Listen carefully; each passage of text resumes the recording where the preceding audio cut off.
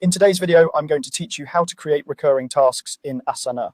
If you're trying to build consistent habits, keep your team on track, or simply make sure nothing slips through the cracks, recurring tasks are a simple way to automate your routine to-dos. I'll walk you through the exact clicks and also explain what each option means so you can choose the setup that fits your workflow. Start by opening the task details. In your project or My Tasks, click on the task you want to make recurring. This opens the task pane where you can see the title, assignee, and other details. It's a good idea to confirm the task name is clear and that it's assigned to the right person before you set it to repeat, since those details will carry forward each time. Next, click the due date field. This opens the calendar pop-up. You'll use this window both to set the initial due date and to tell Asana how and when to repeat the task. If you don't see the calendar, make sure you clicked directly on the due date area within the task pane. Now, set the task to repeat.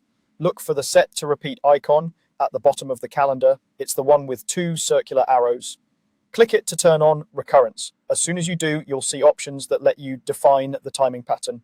Choose your frequency. If you pick daily, the task will recur every day, ideal for quick daily check-ins or routine admin work. For weekly, you can target specific days like every Monday and Wednesday, which is perfect for team stand-ups or midweek reviews. Monthly gives you two flexible choices. You can repeat on a specific date, such as the 15th of every month, or follow a day pattern like the first Monday of the month, which works well for billing cycles or reporting. Periodically is different from calendar-based repeats. With this option, the next due date is scheduled a set number of days after you mark the current task complete, which is great when your cadence depends on completion rather than the calendar. Once you've selected the frequency that matches your needs, save your changes. After saving, you'll see the repeat pattern reflected in the task's due date area, confirming it's active. A few quick tips as you wrap up.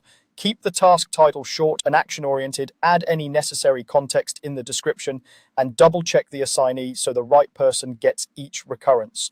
And remember, if your schedule evolves, you can always return to the due date field and adjust the repeat settings. That's it. Your task will now recur automatically, helping you stay consistent with zero extra effort.